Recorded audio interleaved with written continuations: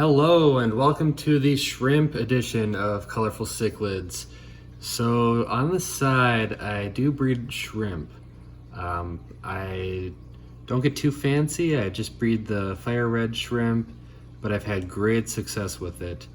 I started with a group of about 20 shrimp and quickly expanded my group or my colony to probably over 100.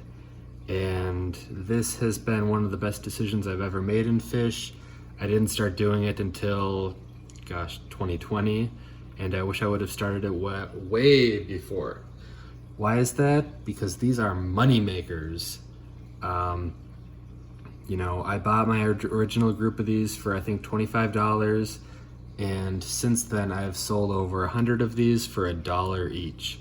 And when you post these type of shrimp up for $1 each on your local Facebook group, people are basically pounding on your door trying to buy shrimp.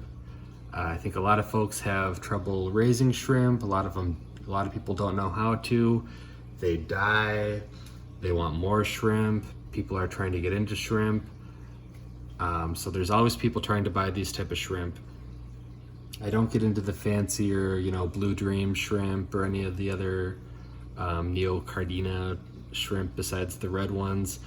I don't want to add blue ones in here because then they would crossbreed with my reds and I would get really weird looking, probably gray shrimp that no one wants. So I've really stuck with the quote unquote cheap red ones, and I've had great success with them. They're super easy. You really don't even have to feed them. They just feed off of algae in the tank. You can drop a little algae pellet or even a little cichlid pellet in there once in a while, give them some protein, and they will gobble it down. And the best part is they don't require a very big setup. So here I've got a 10-gallon aquarium. Recently I had a bunch of driftwood, way more plants, a lot of moss, but I decided to take all that out and go with a little more simple approach. This allows me to keep an eye on how many shrimp I have a little bit better. When the tank was covered in stuff, it was, almost impossible to figure out how many shrimp I had in there. Plus the water was yellow from the tannins in the wood. And when I was trying to grow moss and all the other stuff, the moss grew great, but I got some serious hair algae, and that just drove me through the roof. So I'm done with that. I'm now keeping Java ferns and jungle vals, and that's it. I'm gonna keep it easy. I do know that the shrimp love moss, but hey, we're gonna give it a shot without moss. And I'm pretty sure that I'm gonna get plenty of babies even without the moss. So it doesn't take a real complicated setup. I would advise having it be a planted tank because the shrimp do like to kind of feed on algae and maybe nibble on dead plant matter, but really it only takes a small tank.